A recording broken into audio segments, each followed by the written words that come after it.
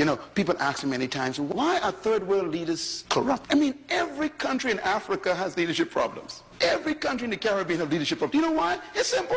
I figured it out. It's very simple. Why are there so many lack of great leaders in your country among black African people? Or even Mexicans, the Asian people? Why is there such lack of leadership in these formerly oppressed countries? Here's why. Because the oppressor did not do what Jesus said. He made sure you never knew what he knew. Now, these are very interesting people, you know. They're interesting. Here's what they do. They say, okay, we ain't going to teach you nothing that we know. So all we're going to teach you is how to grow cane and cotton. Pick cotton, that's all you have to do. Go get water. That's it. You don't need to know anything else, they say. And so for 294 years, you become an expert cotton picker, an excellent cane cutter. But the problem is, he doesn't teach you how to make the cane into sugar. He doesn't teach you how to turn the cotton into cloth. He keeps that to himself. After a while, you become unruly because you multiply.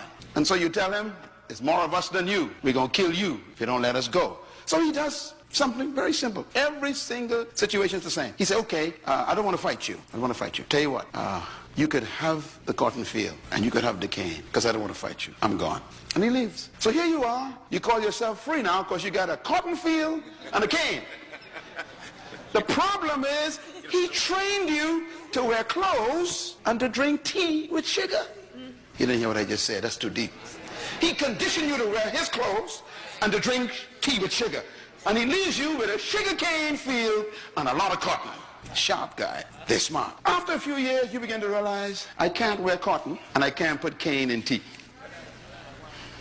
So he comes back and he says, what's your problem? You say, look, I can't turn cotton into cloth. He said, okay, tell you what I'm going to do. I'm going to buy the cotton from you at my price because you can't use it. So you can't set the price because you can't use it. I'll tell you how much I'm going to buy it from you for. I'll buy the cane, you cut it at my price. So they take it away and they turn it into cloth and sugar. Then they come back to you and they sell you the sugar at their price and the cloth at their price. And here you are now, instead of being directly oppressed, you are economically oppressed.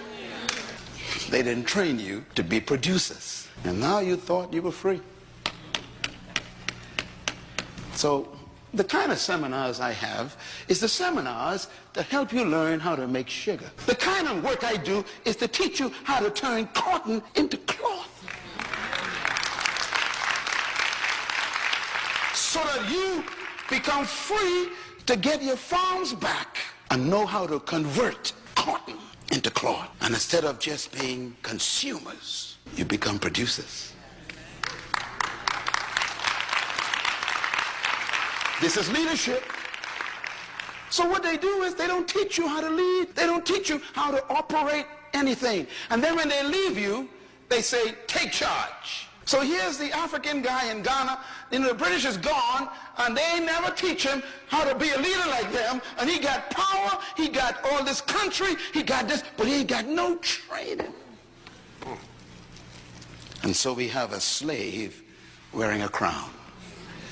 Woe to the land when a slave becomes king. Words of Solomon. Now what I think is unfair is that they come back later and say, see, you can't rule. I told you, you ain't born to rule. Look how you messed up your country. Corruption, abuse, you know, and this. And what they don't know is that they are the blame. They never trained me. You don't understand what I'm talking about. How can you set me up to fail and then tell me I failed? Oh, come on, clap. You get what I'm talking about. We got to get this right. You don't prepare me for failure and then say, I failed. I blame you for my failure because you never trained me to be a leader. It is enough for the teacher to make the student just like him. I guess you could say, my conclusion is, and I say this to all the governments I work with, the failure of third world countries is evidence of the failure of the colonial powers. They must take the blame. And that's why I am traveling every week to a third world country, sitting with parliaments and congresses and heads of state, and I lock them up for 3 days. Why? I got to correct what those leaders never did. I have to somehow solve 200 years of history in 2 days. That's a lot of hard work, but we have to. Your problem is You don't believe you could turn cotton into cloth. And I've come to tell you, you can.